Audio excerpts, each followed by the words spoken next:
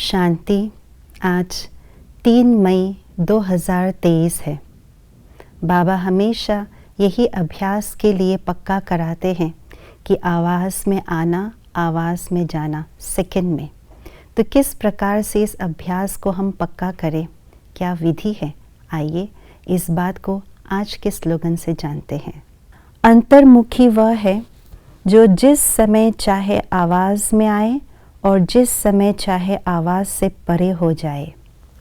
बाह्यमुखी अर्थात बाह्य जगत को देखना, उसके बारे में सोचना, उसके बारे में सुनना, वर्णन करना और उसी में ही मशगूल रहना, इसी को ही कहा जाता है बाह्यमुखी।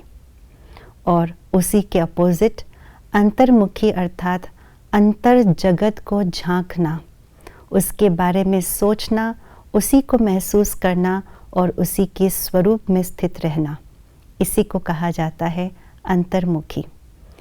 तो चाहे हम बाह्य जगत में रह रहे हो, इस मुख का उपयोग कर रहे हो, लेकिन फिर भी उसे अंतर्मुखी ही कहा जाएगा, क्योंकि मन में, स्मृति में अंतर जगत की स्मृति है, अंतर जगत के स्वरूप है, अंतर जगत की महसूसता है।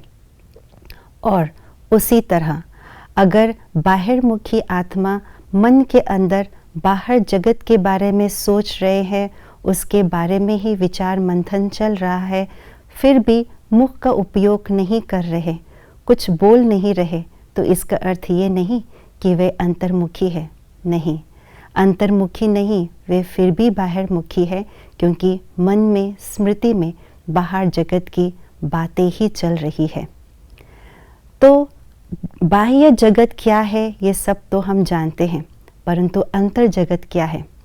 अंतर जगत अर्थात स्वयं के आत्मा के अपनी निजी स्वरूप, निजी स्थिति, निज धाम और अपने ही स्वभाव, निज स्वभाव की स्मृति में रहना, इसको ही कहा जाता है अंतर जगत में रहना, अंतर्मुखी होकर रहना। तो मेरा निज स्वभाव, निज स्वरूप क्या है? मेरा अनादि स्वरूप ही निज स्वरूप है। वाणी से परे की स्थिति होती है अनादि स्वरूप में। निज धाम भी परम धाम, ब्रह्म महतत्व जो शांति का धाम है, वाणी से परे का धाम है। और शिव बाबा भी शांति का सागर है। तो मेरा निज धाम, निज स्वरूप सब कुछ वाणी से परे का है। तो वाणी में आना और वाणी से परे जाना ये सहज होनी चाहिए, परंतु क्यों नहीं होता है? इस बात को एक उदाहरण से स्पष्ट करते हैं। यदि कोई व्यक्ति विदेश में किसी कार्य के लिए कुछ साल रहना पड़ता है, तो उस विदेश की भाषा को सीख लेता है और बहुत अच्छे से बोलने लगते हैं, परंतु वे अपनी मातृभाषा को भुला नहीं देते और उसी अनुसार मातृभाषा भी याद है और उस देश का भी भाषा याद है। लेकिन यदि वे मातृभाषा का बार बार अभ्यास नहीं करते हैं और उसी देश की भाषा को बार बार अभ्यास में लाते हैं, तो अपने मातृभाषा को भुला देते हैं और कठिन होता है वापस देश में आकर के अपनी भाषा को, मातृभाषा का उपयोग करना। ठीक उसी प्रकार से हम दूर देश से आए हैं, अपने निज धाम से दूसरे देश में, विदेश में, इस देश में आए हैं वाणी की दुनिया में।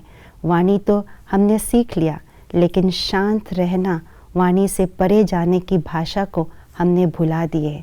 इसलिए बार बार वाणी से परे जाने की जो साइलेंस की भाषा है, उसको भी जब तक अभ्यास नहीं करेंगे, प्रैक्टिस नहीं करेंगे, ये भुला देंगे। तो वाणी से परे जाने के लिए अंतर्मुखता, अपने अंतर जगत की बार बार स्मृति में रहे, उसी महसूसता में रहे, तब वाणी से परे जाने का अभ्यास होगा और वाणी में आने का भी अभ्यास बहुत सहज हो जाएगा। ओम शांति।